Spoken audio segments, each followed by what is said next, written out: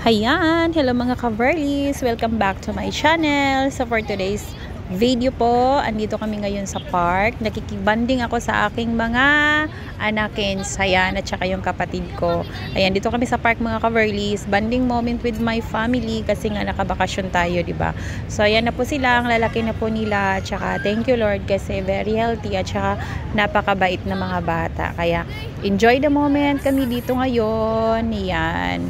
So, yun talaga mga ka-Verlies ang gustong-gusto ko kasi pag-uwi, yung family time. Ayan. So, napakaganda ng park dito mga ka-Verlies. Isa sa lugar dito sa amin. So, ayan. Sinusulit ko yung mga oras na kasama sila. Ayan. Ang kukulit nila, kaya nag-i-enjoy ako sa kanila. Tsaka gustong-gusto ko din na magkukulit-kulit pa sila. Kaya, yun din yung namimiss ko sa kanila. Ayan. So, iba talaga pag kasama yung pamilya mga ka-Verlies, no? Lalong-lalo na as OFW na malayo tayo sa pamilya. Kaya pag makauwi talaga, yun ang pinaka number one mga ka-Verlies, yung bonding time moment natin sa ating mga pamilya, lalong-lalo na sa ating mga anak. So, plus, napakagandang lugar. So, diba? So, package na mga ka-Verlies. So, napakaganda dito mga ka-Verlies. Kaya ang sarap pagmasdan. Ayan.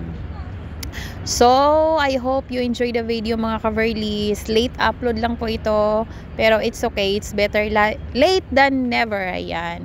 So, thank you for watching mga ka-Verlies. Ayan. Napakaganda. So, every year talaga mga ka-Verlies pumupunta ako dito. Kung every year din tayo makakauwi. Ayan. Kaya naman, samantalahin natin ang mga oras na nandito tayo ngayon sa Pilipinas. Kaya gala-gala mode tayo. At syempre, isaya natin yung mga time na nandito tayo. Kaya yan mga ka-Verlies, busog match ako niyan. Pero makakagalaw-galaw pa naman. Ayan. So, nag-enjoy lang ako mga ka-Verlies. Kaya napasayaw ako. While yung anak ko ang nagbi-video sa akin. Ayan. Pang reels na din yan. Kaya reels pa more. Ayan. So, thank you for watching mga ka-Verlies. I hope you enjoy the video po. And see you next video. Ayan. Bye-bye po. And thank you so much sa suporta ninyo lagi. Ayan.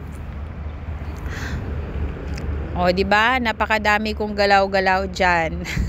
Sinusulit ko talaga ang lugar na to. Kasi matagal-tagal na din na makabalik pa tayo dito next year ulit. Bye-bye!